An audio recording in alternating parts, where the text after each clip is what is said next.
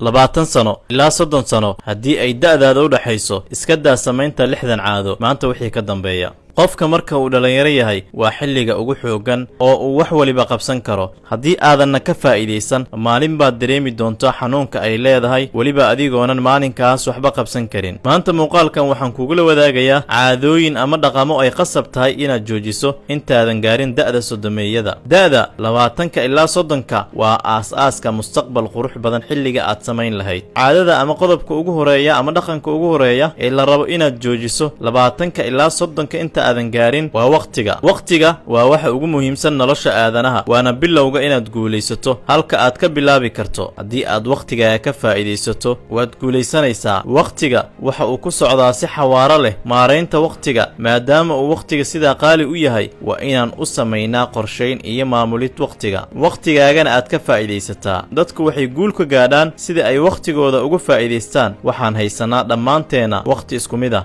waxaa la isku dhaafay siduu qof walba u qorsheeyo waqtigiisa. waxaad samaysataa liis aad ku qorto qorshe maalmeedkaaga, bileedkaaga iyo sanadeedkaaga si ay kugu fududaato inaad waqtigaaga ka faa'iidaysato. qodobka labaad, hadaf la'aanta. ma dhacdaa inay ku soo maraan habeeno, maalmo, isbuucyo iyo bilo kala duwan oo aad weli sidaadii tahay waxna aanay iska kaa bedelin? ma dhacday inaad sanad ka hor aad qiimaysay heerka aad joogto, ha ahaato dhanka aqoonta, dhaqaalaha, cibaadada, dhaqan wanaagga iyo wixii la mid ah? natiijada kuu soo baxdayna intaad meel ku qortay maanta oo aad muuqaalkan daawanayso qiimayn labaad ma isku samaysay? maxaa iska kaa bedelay? ma horumartay mise hoos ayaad u dhacday? weligaa su'aalaha noocan oo kale ah, hadaf la'aan, ulajeedo la'aan, qorshe la'aan, inay noloshaada saas noqoto waxaa keenaya dabar xoog weyn oo kugu xiran. dabarkaas oo ah hiigsi la'aan, oo nolosha inaadan hiigsi ka lahayn. nolosha waa inaad ka yeelataa hadaf, waa inaad taqaanaa waxa aad hiigsanayso iyo maalinka aad rajaynayso inaad gaarto. qodobka saddexaad, social mediaha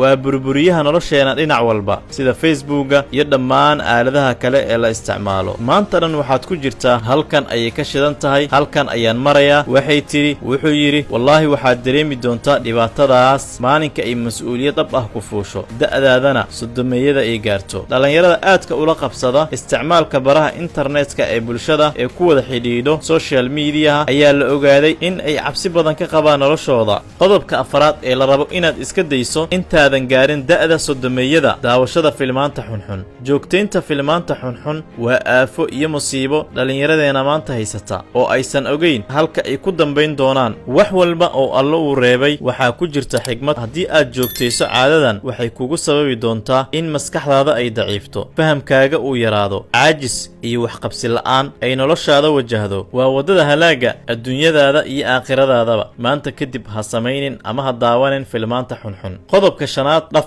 dhafarka waxa uu leeyahay dhibaatooyin badan. haddii uu qofka bartana waa halis loo baahan yahay inaad iska joojiso. waxaa yaraada difaaca jirka waxaana u fududaanaysa in ay cudurro badan kugu dhacaan. soo jeedka habeenkii waa wax khilaafsan sunnada Eebbe subxaanahu wa tacaala ugu talagalay bini'aadanka. ilaahay subxaanahu wa tacaala wuxuu qur-aankiisa ku xusay dhowr meelood in habeenkii loogu talagalay deganaan iyo hurdo, maalintiina nolol iyo dhaqdhaqaaq. qofka bini'aadankana labaduba aanu ka maarmin. qodobka lixaad ee la rabo inaad iska joojiso intaadan gaarin da'da soddomeeyada ayaa ah wax ma kaysatid, kayd ma lihid. haddii aad shaqayso dhaqaalaha ku soo galana kuma kala qorshaysna. ka soo qaad inaad qaadato lacag gaaraysa $200. lacagta waxba meel kama dhigatid, sideeda ayaad u isticmaashaa. haddii aad ku jirto da'da 20 ilaa 30 waa meesha ama waqti keliya aad wax ku kaydsan karto. isku day dakhliga ku soo gala wax cun inaad meel ka dhigato, berito ayaad ku baxsan doontaa. dhalinyaranimadu yaysan ku qaadin. wax kaydso, wax meel dhigo si berito mustaqbalkaaga dambe aad ugu badbaado. marxaladda dhalinyaranimada waa marxaladda beeritaanka. wax walba agtaada caadi ayay ka yihiin, laakiin berito ayaad dhibaatooyinkooda iyo xanuunkooda dareemi doontaa. waxaan kuu rajaynayaa inaad caadooyinkaas noloshaada ka jari doonto maanta wixii ka dambeeya. naseexadan waxaan ugu talagalay maadaama ay dadka igu xiran u badan yihiin dhalinyaro inay ka faa'iidaystaan muuqaalkan qiimaha badan. da'da 20aad ilaa da'da 30aad waa marxalad buddhig u ah guushaada mustaqbalka. muuqaalka maanta halkaas ayuu inoogu egyahay. sii gaarsii saaxiibadaada kale si ay uga faa'iidaystaan muuqaalka xiga inta aan ku kulmayno. assalaamu calaykum waraxmatullaahi wabarakaatu.